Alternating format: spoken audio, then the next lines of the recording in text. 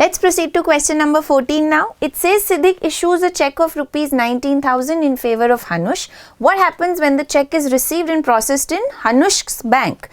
Based on the given transaction, you have a series of 4 statements given here. Based on the 4 statements, obviously we can see that if one person's account is debited and the other person's would be credited, I can easily say that the Siddiq's bank balance decreases by 19,000 and Hanush's bank balance increases by the same amount. So based on this statement, 3 is absolutely right. And now when I look at the options presented to us, only option 3 should be right, and hence this becomes the most appropriate answer. So easily the correct answer should be option number 3.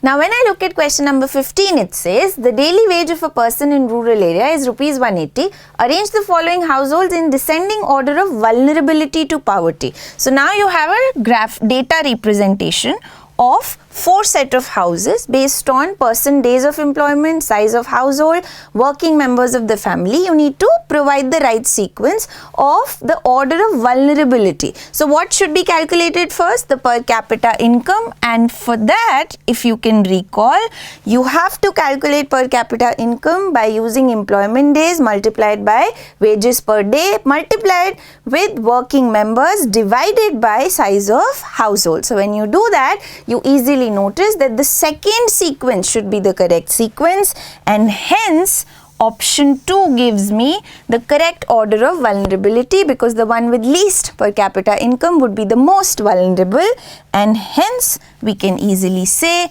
that the answer to this question should be option number 2. Let's look at the next one.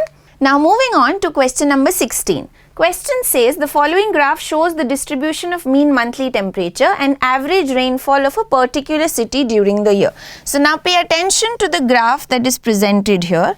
The question says which one of the following cities shows the climatic conditions presented in the above graph. So if you look at it carefully, you have rainfall versus temperature being represented in the graph. The moderate climatic conditions which are presented here are best suited to Nagpur as far as the options are concerned, and thus the answer to the question should be option 1 itself.